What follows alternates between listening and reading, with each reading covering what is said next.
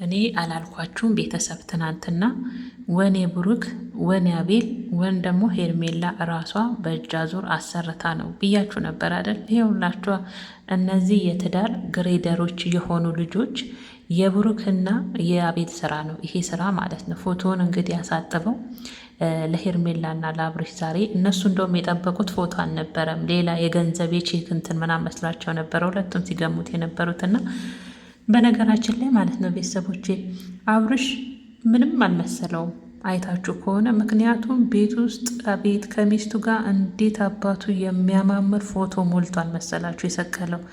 ስለዛ ለአብርሽ ብዙም አልደነቀውም፣ ብዙም አላካበደውም ስላለው ከሚስቱ ጋር ምን የመሳሰለ። ያችኛዋ ግን ማለት ነው ያዙኝ ልቀቁኝ ነው ያለችው። እንዴት እንደሆነች አትጠይቁኝ። በቃ ፎቶ ብርቁ ማለት ነው። ለነገሩ ቤቷ አንድ እንደዚህ ስለሌለ ለእሷ ብርቅ ነው የሆነው። በዚህ አጋጣሚ አቤል እና ብሩክ ያሰሩት እንጂ ይሄን ፎቶ ማለት ነው ይሄኔ የመዳም ቅመሞች ምስኪኖች እነሱ ይሆናሉ ይህን ገንዘብ የላኩት። የእውነቴን ነው የምላቸው እንጂማ አቤልና ብሩክ ከኪሳቸው አውጥተውማ ይህን ፎቶ አሰሩ። ምናልባት የሄርሜላንና የአብርሽን አንድ ላይ መሆን የሚፈልጉ ቅመሞች የዋሆች ምንም ነገር ያልገባቸው ይሄኔ የእነሱ ገንዘብ ይሆናል ብዬ ነው የገመትኩት፣ በእጅ አዙር ማለት ነው። ከዛ ደግሞ እነዚህ የትዳር ገሬደሮች ብያቸዋለሁ፣ እነዚህ የትዳር ገዝጋዦች ማለት ነው ብሩክና አቤል።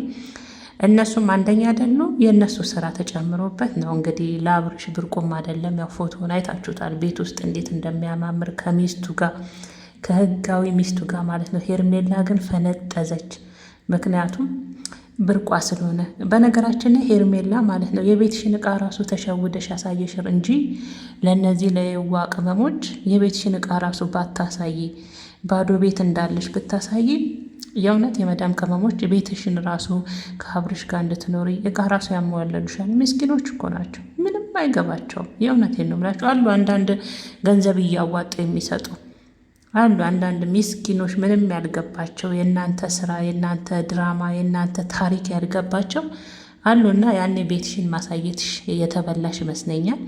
እንግዲህ ቤተሰቦች ትናንት ብያችሁ ነበር፣ ይሄ ስራ የብሩክ ወይም ደግሞ የአቤልና የብሩክ ስራ ነው። ይህን ፎቶ አሳጥበው የሰጡት ብያችሁ ነበር አይደል?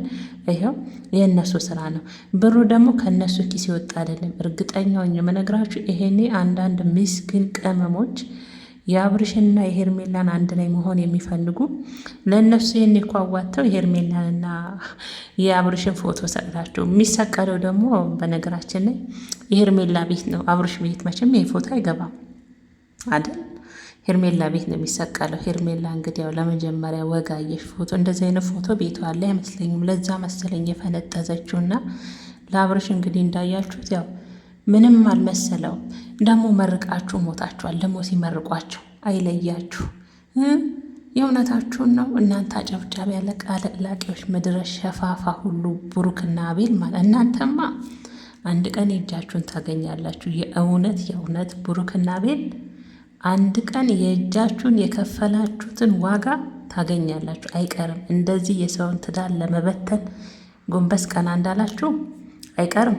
አሁንም ይሄን ፎቶ በእጅ አዙር አሳጥባችሁ አምጥታችሁ የሰጣችሁት ሌላ አጀንዳ አለ ከጀርባችሁ፣ ሌላ ታሪክ አለ።